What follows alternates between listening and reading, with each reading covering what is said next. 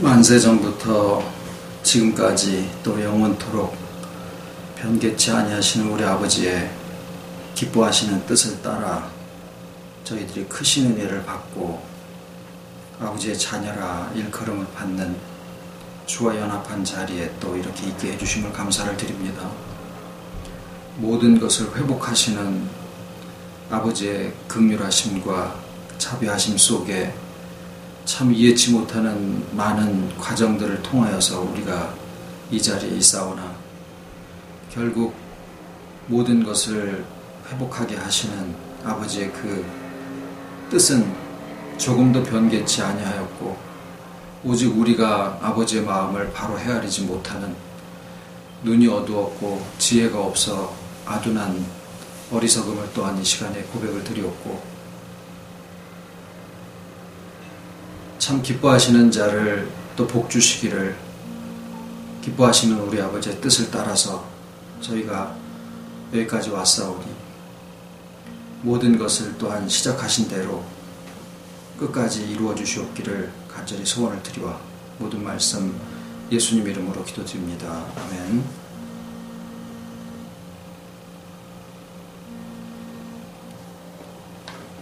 잠시만요. 여보세요? 여보세요? 그런데요? 왜 전화를 했을까? 좀 상황이네.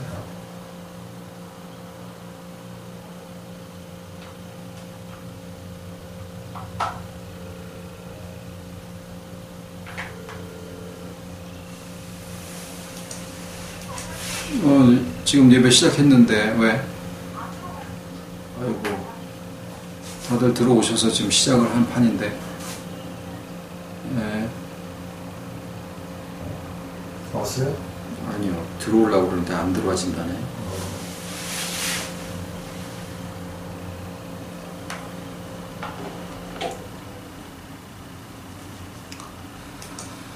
자 오늘은 이제 제목을 제가 말씀드리면 효력 있는 부르심이 무엇인가. 그 다음에 32번은 효력 있는 부르심을 받은 자들은 금생에서 무슨 유익을 얻는가. 또 33번 의롭다 하심이 무엇인가. 또 양자로 삼는 것이 무엇인가. 그 다음에 35번 거룩하게 하신 것은 무엇인가. 36번 금생에서 의롭다 하심과 양자로 삼으신 것과 거룩하게 하심에서 함께 받는 유익과 여기서 나오는 유익이 무엇인가. 이러한 제목과 내용들입니다. 이것을 한 가지로 묶어서 말씀을 드리자면 우리가 받은 은혜가 무엇인가라고 말씀을 드릴 수가 있겠다 싶은 생각입니다. 우리가 받은 은혜는 첫 번째로는 부르심이고 두 번째로는 의롭다 하심이고 세 번째는 거룩하게 하심입니다. 물론 그것에 대한 표현이 조금씩 다르기도 하고 또 더 자세하게 설명을 하기도 합니다만 내용적으로 들어가서 보면 우리를 부르심과 그리고 의롭다 하심과 그리고 거룩하게 하심 이 세 가지가 우리에게 주신 하나님의 은혜입니다. 첫 번째로 효과적인 부르심이라고 하는 부분에 어떤 사람들은 나는 친구를 따라서 교회를 왔어. 또 어떤 사람은 나는 죽을 고비를 넘기다가 참 기적적으로 살아나는 그런 체험 속에서 예수를 믿게 됐어. 여러 가지 이유와 또 어떤 사람들은 또 이해치 못하는 여러 가지 고난과 환난을 통해서 또 하나님을 만나게 되기도 하고 또 모태신앙으로 예수님을 그냥 습관적으로 만나는 그런 경우들도 있습니다. 그런데 그것은 하나님이 우리를 부르시는 부르심의 외적인 형태를 서로 얘기를 하는 것일 뿐이고, 실질적으로 하나님이 우리를 부르시는 것은 인간이 자기가 가지고 있는, 인간 스스로가 가지고 있는 제한과 그 다음에 비참하다라고 하는 비참함, 그것을 느끼는 거 있죠. 그러니까 자기가 참 한계가 있는 존재고, 그리고 참 비참한 존재다라고 하는 것을 인식하게 되는 것이, 그것이 하나님이 우리를 부르시는 부르심의 공통점이에요.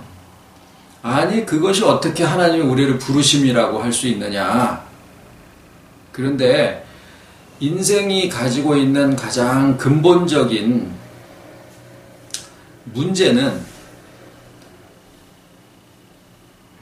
외로움입니다. 외로움.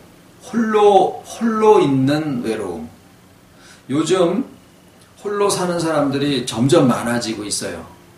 경제력을 가지고 또 취미생활도 서로 꼭 상대방에 맞출 필요도 없고, 그냥 자기가 좋아하는 것, 자기가 좋아하는 때에 뭐 하고 싶은 만큼 이렇게 하고 사는 면이 참 좋다.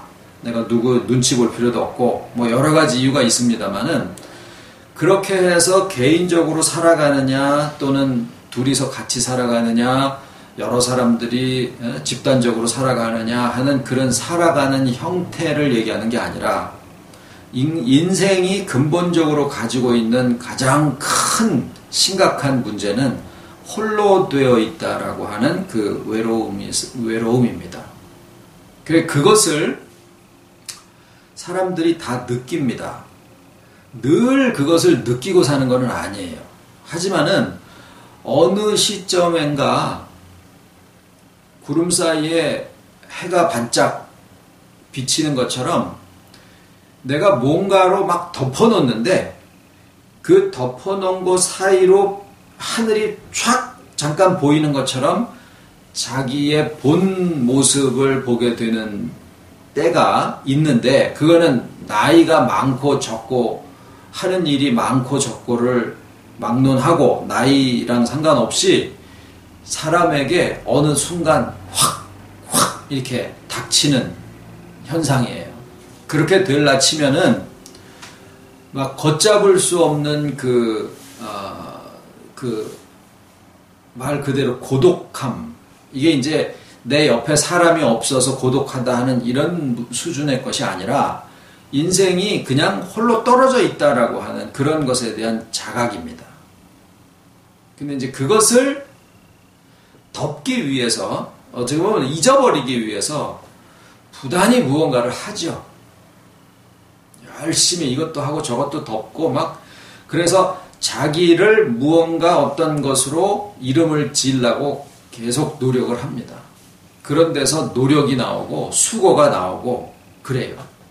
믿는 사람들이 하는 착각 중에 하나는 뭐냐면, 내가 신앙의 행위를 계속 해나가다 보면 나는 이 홀로 있는 비참함이나 홀로 있는 외로움하고 상관없이 나는 충족한 삶을 살 수 있을 거야 라고 생각하는 거예요.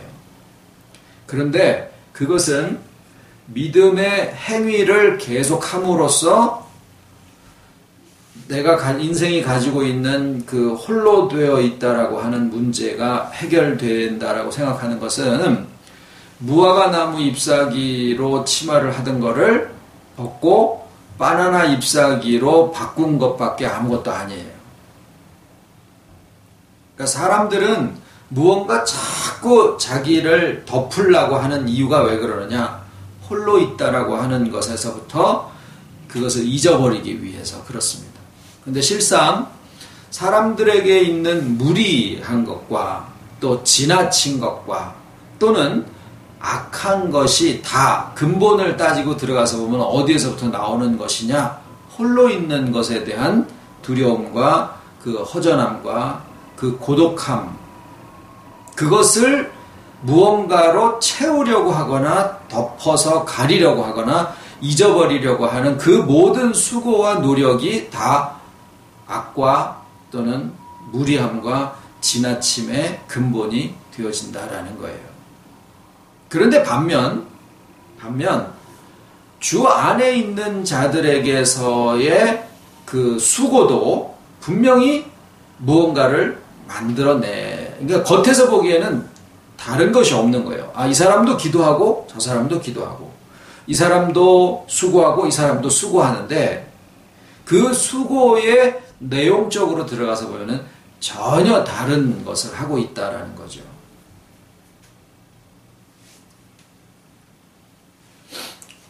그래서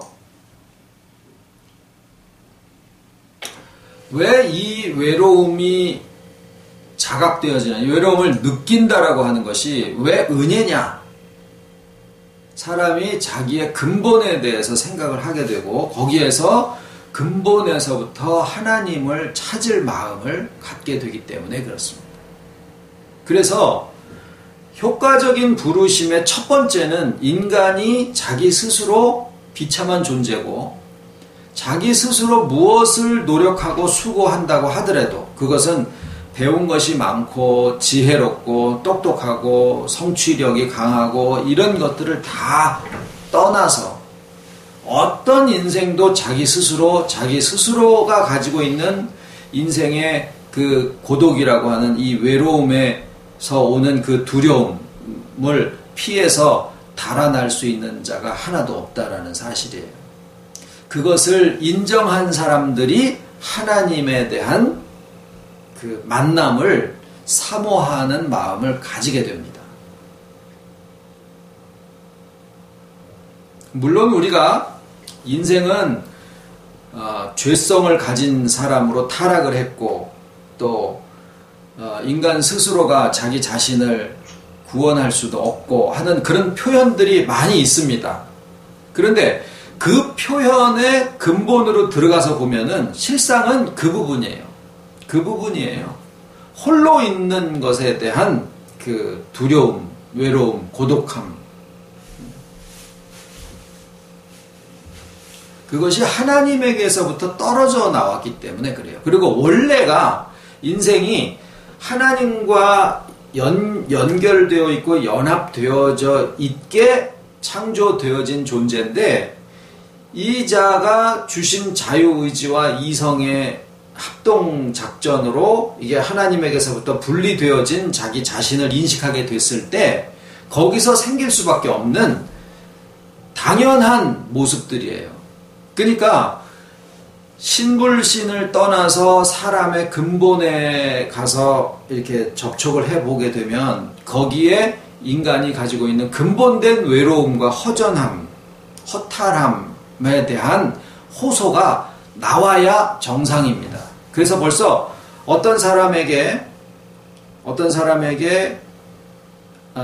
사람으로부터 이 이유도 없는 그 허전함과 이유도 없는 외로움이 막 사람을 걷잡을 수 없이 만들고 있다. 나 왜 이러는지 모르겠다. 남편도 있고 가정도 있고 돈도 그냥 이 정도면 괜찮고 다 괜찮은데 왜 이 마음이 이렇게 허전한지 진짜 모르겠다라고 하면은 그 사람에게 어쩌면 하나님께로부터 오는 부르심이 있을 수도 있다라는 거예요. 그렇지 않으면 대개 모든 사람들은 어떻게 하고 있습니까? 바빠요. 나 되게 바빠. 이거 하느라고 바빠요. 저거 하느라고 바쁘고 다. 그런데 그런 부분들이 신앙인의 모습들 속에도 있더라라는 거예요. 신앙인들 속에도 이 외로움을 가지고 있는데 그것을 신앙의 행위를 계속함으로써 그걸 하고 있는 동안에는 나는 뭔가 하고 있으니까 나는 주 안에 있는 거야 라고 생각을 하는 사람들이 상당수 있다라는 거예요. 그리고 그 심정의 상태가 다른 거 하느라고 바빠서 거기에 정신이 팔려 있는 동안에는 자기 속에서부터 나오는 외로움의 찬바람을 잠깐 잊어버리는 그 사람들이랑 신앙의 행위와 수고와 노력하는 것으로서 뭔가를 자기가 계속 하고 있기 때문에 그게 봉사가 됐든 뭐든 간에요. 기도 생활이든 뭐든 계속 내가 하고 있기 때문에 나는 그래도 외롭지 않아. 주와 같이 있어 라고 생각을 하는데 어느 날 이렇게 보면은 여전히 마음속에서 채워지지 않는 그 헛헛함과 또 홀로 있는 것에 대한 외로움과 그 두려움이 확 엄습할 때면은 대책이 없어 하는 그러한 기독교인들도 많다라는 사실입니다. 그래서 첫 번째로 하나님이 우리를 부르시는 부르심의 근본을 들어가서 보면 아까 형태는 여러 가지가 있을 수 있지만 근본을 들어가서 보면은 하나님을 부르신다라고 하는 것에서의 우리의 심정 속에서 나오는 모습은 홀로 된 자의 비참함이나 그 외로움을 자기가 자각한다라는 사실이에요. 그때 하나님을 만날 수 있는 마음의 준비가 되어집니다. 그러니까 그게 실상은 하나님의 은혜다라는 말씀을 드린 거예요.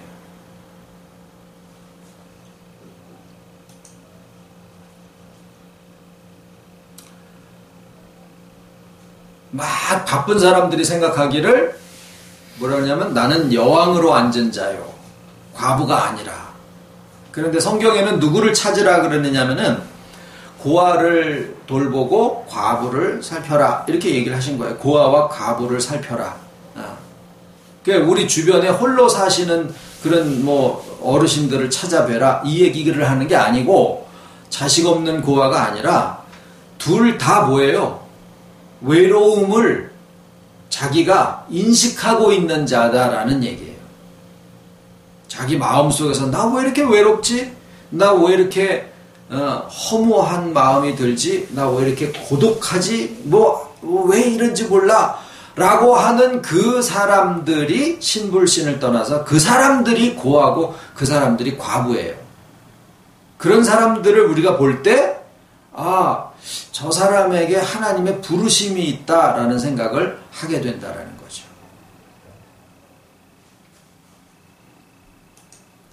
첫 번째 은혜입니다. 이것이 이게 인생에게 그러니까 스스로 여왕으로 앉은 것으로 생각하고 있지만 자기를 가려줄 수 있는 자기의 비참함을 홀로 된 비참함을 가려줄 수 있는 아무것도 존재하지 않는다라고 하는 것을 인식하게 된 자. 실상은 내가 외로운 과부입니다. 이런 것을 고백하는 그런 사람들을 아버지께서 부르시고 있다는 건데 이것이 인생에게 하나님의 의가 필요한 이유입니다. 자, 이제 이 하나님의 의라고 하는 부분을 표현하기를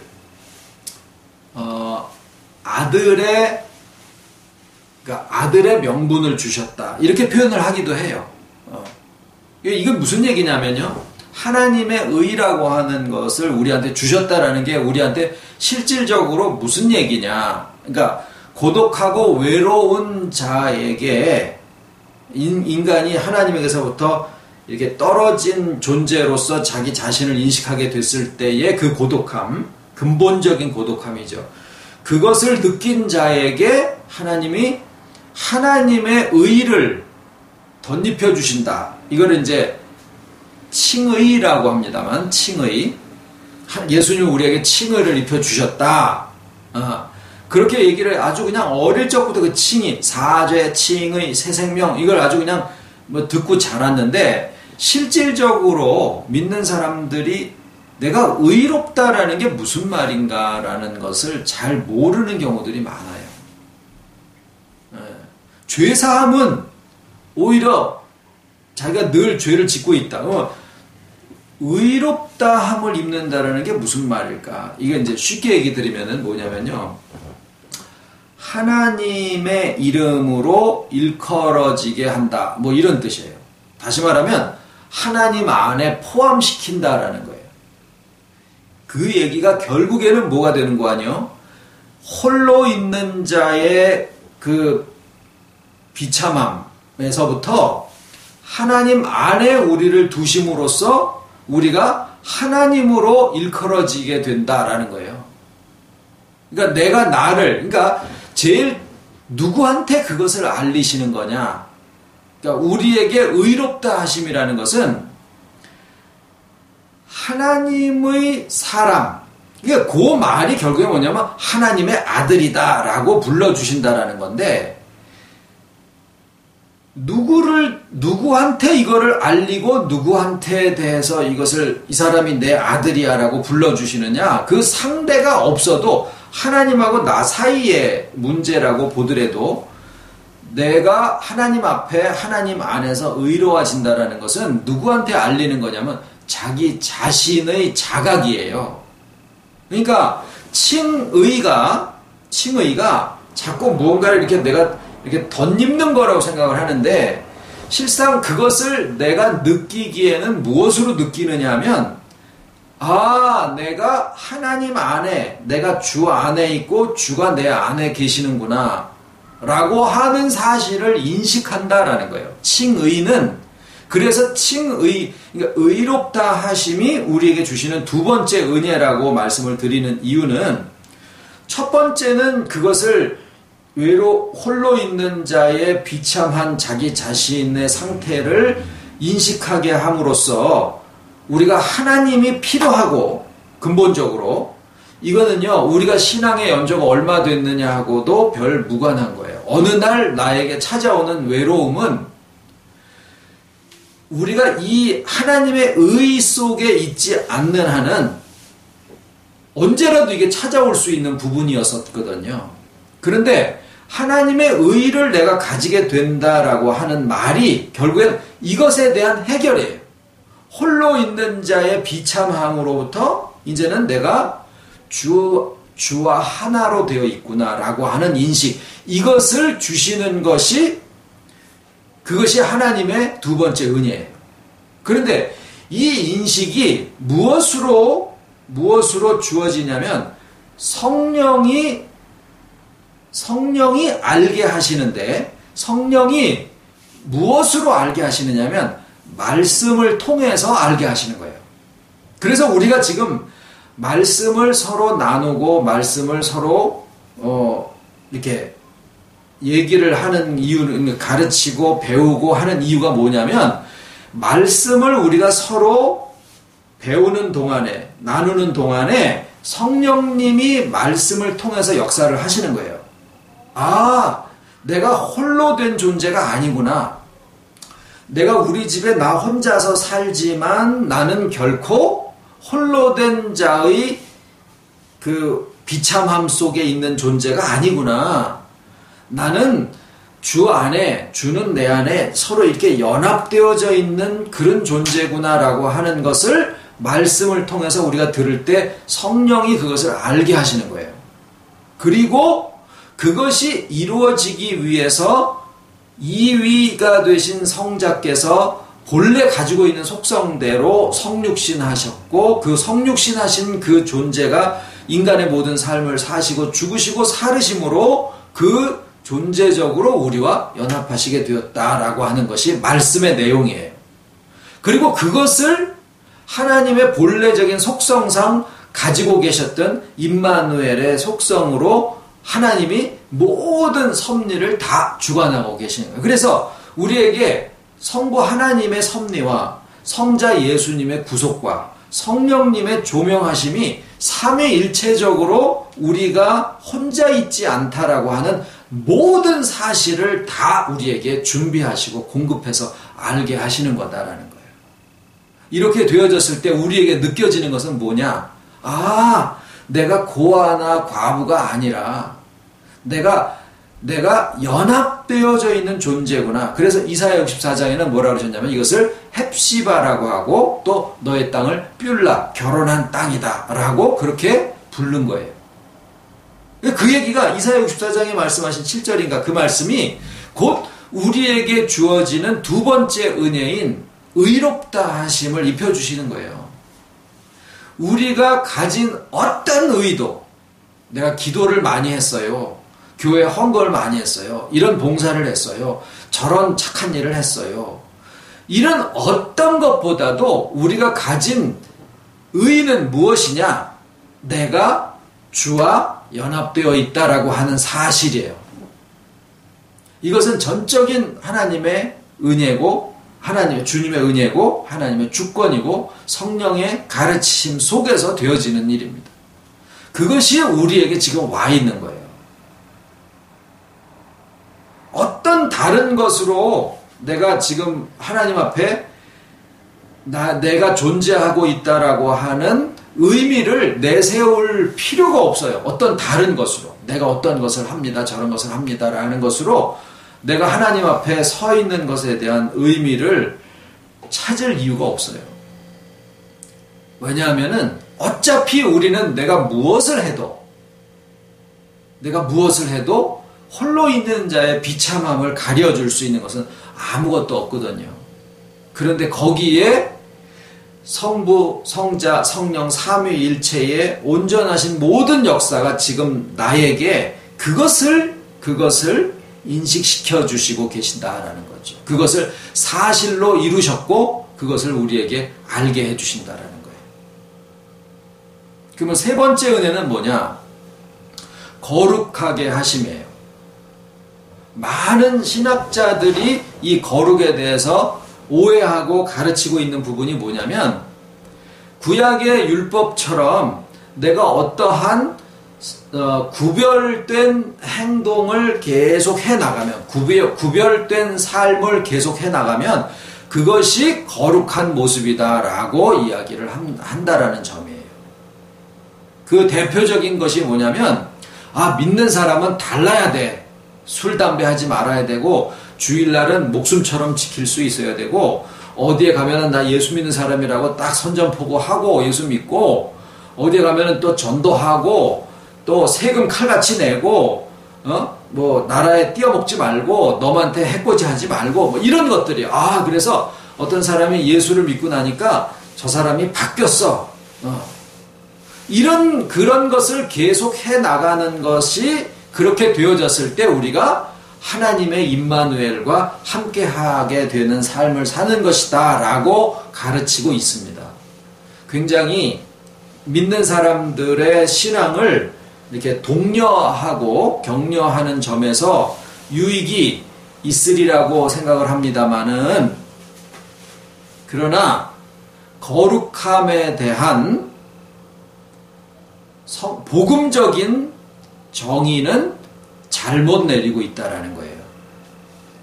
인간이 아무리 율법을 지키고 인간이 아무리 성결한 행위를 지속적으로 한다고 해도 인간의 어떤 행위로도 실상 거룩함을 얻을 수 있는 것은 없어요. 성경을 하루에 10장을 보고 통독을 하고 암기를 해서 다른 사람을 가르칠 수 있는 그런 수준에까지 얼마든지 도달했다고 해도 그것으로서 해서 우리가 거룩함을 입는 것은 아니다라는 거예요. 문제는 뭐냐? 순서가 바뀌었다라는 거예요. 오로지 우리에게 있어서의 거룩함은 하나님의 임재로만 되어집니다. 왜냐하면 어떤 것도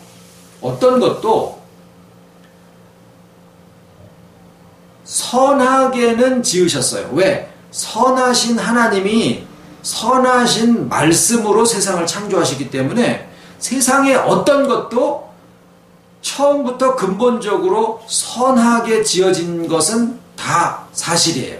그러나 거룩하다라고 하는 것은 세상에 있는 어떤 것도 자체적으로 거룩한 것은 존재하지가 않아요. 오직 거룩한 것은 하나님의 임재로만 되어지는데 우리를 거룩하게 하셨다라는 것은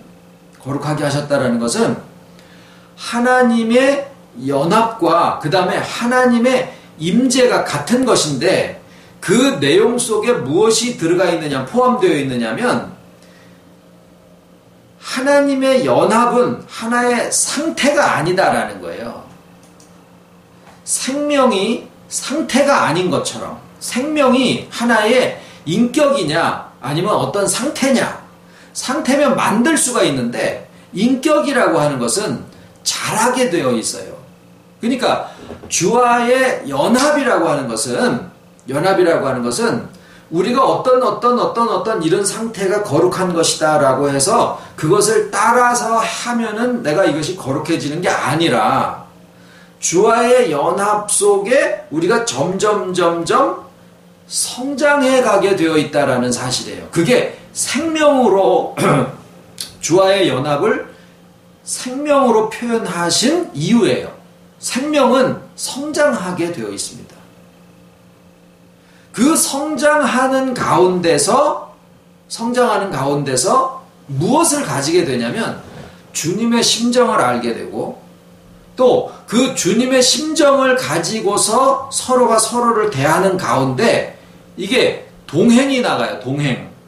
그러면 내가 나답게 하는데 그 내가 나답게 하는 것이 곧 주님이 하는 것과 똑같은 것이 되어진다라는 거예요.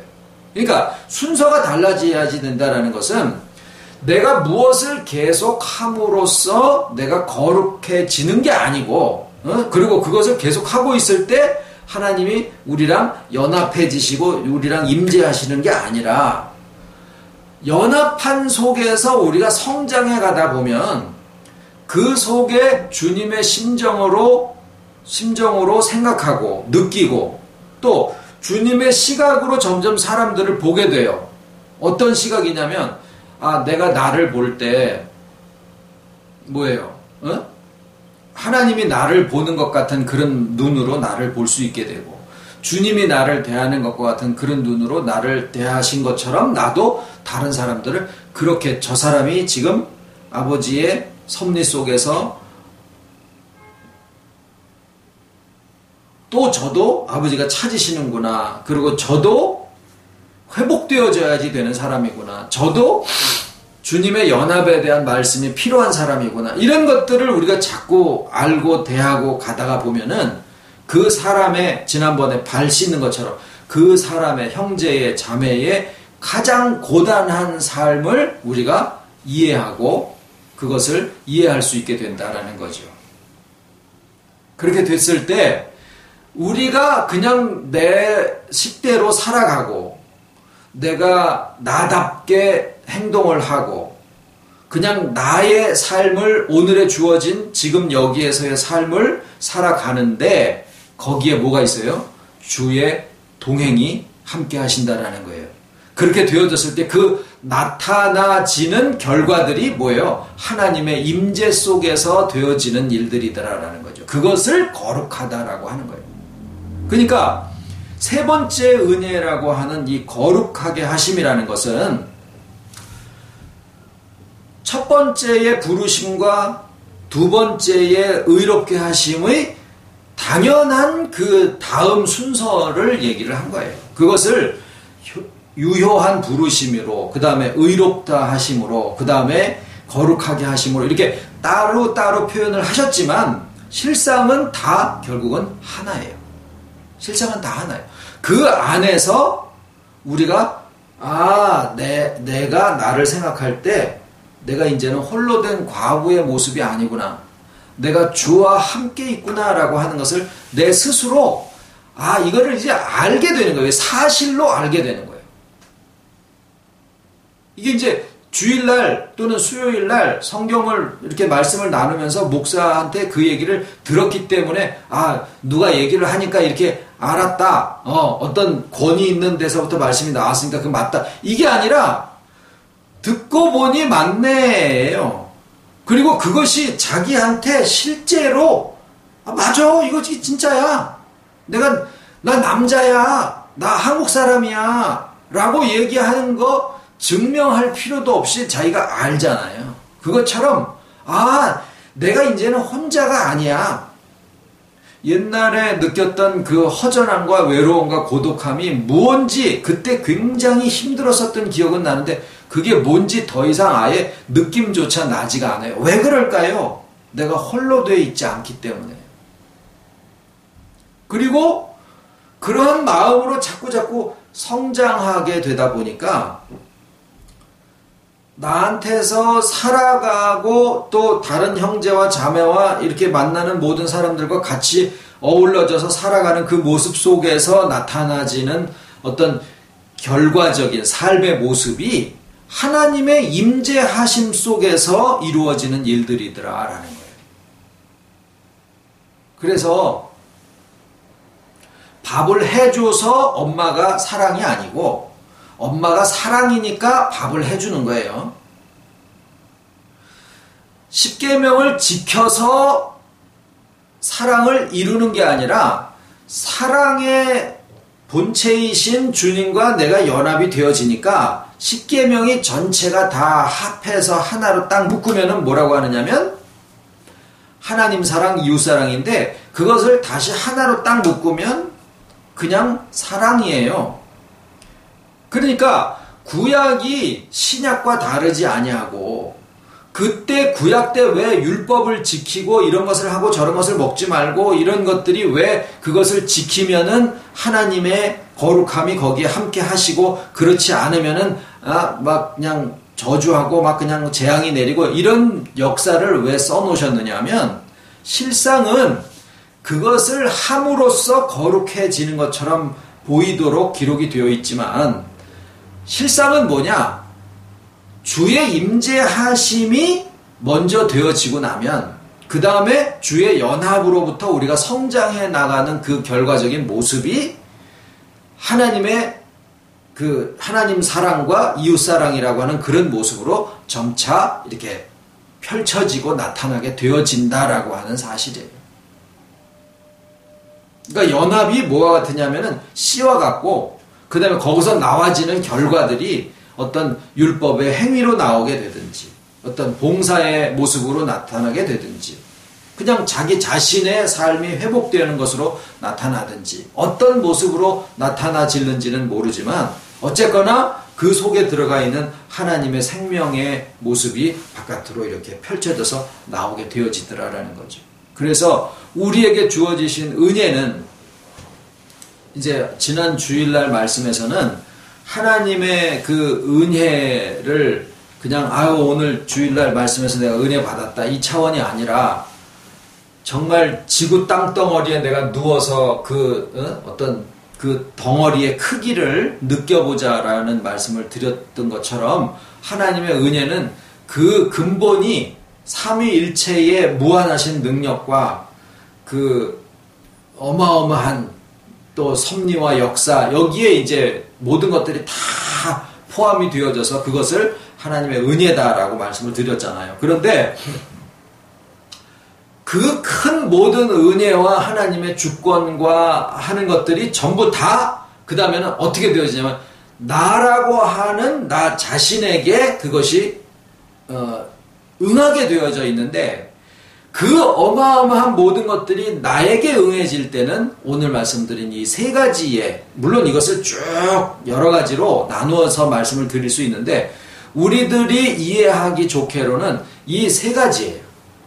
이 세 가지가 첫 번째로는 나의 존재에 홀로 되어 있는 비참함을 느끼게 해서 그 다음에 성령의 조명하심과 예수 그리스도의 구속하심과 하나님의 작정하시고 섭리하심과 이런 모든 성삼위일체 하나님의 역사가 우리에게 임하셔서 내가 생각하기를 내가 느끼기를 내가 이제는 더 이상 혼자 있지 않구나.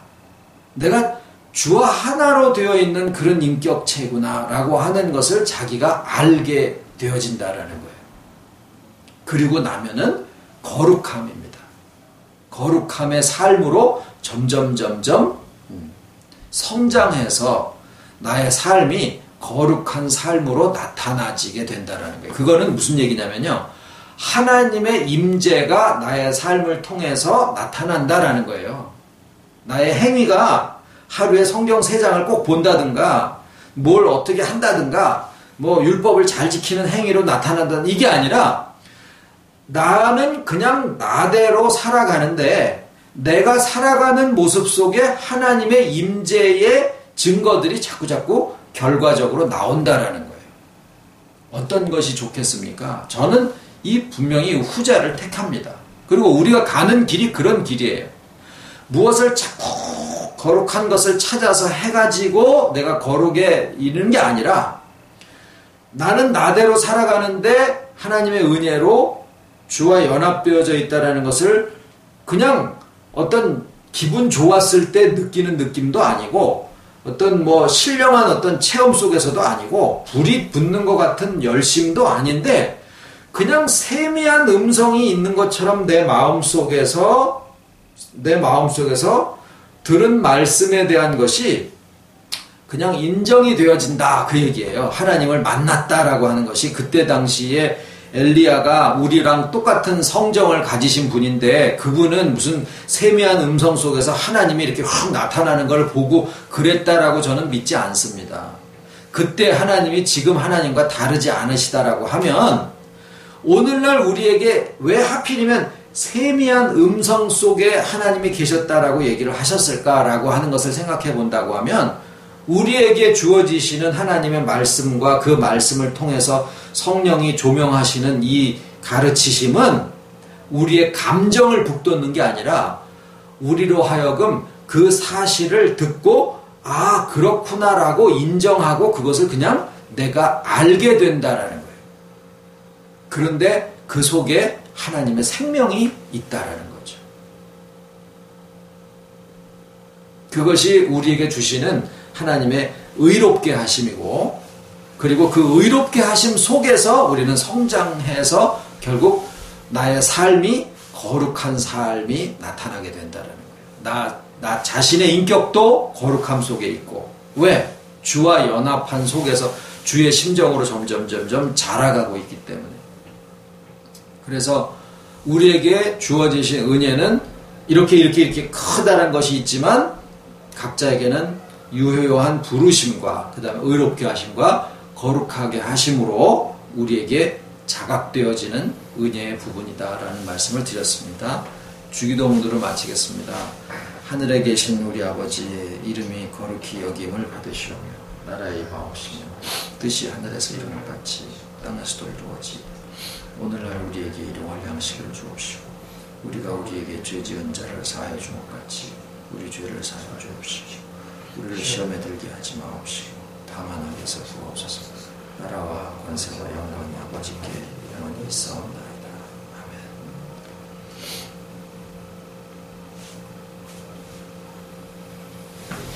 아멘.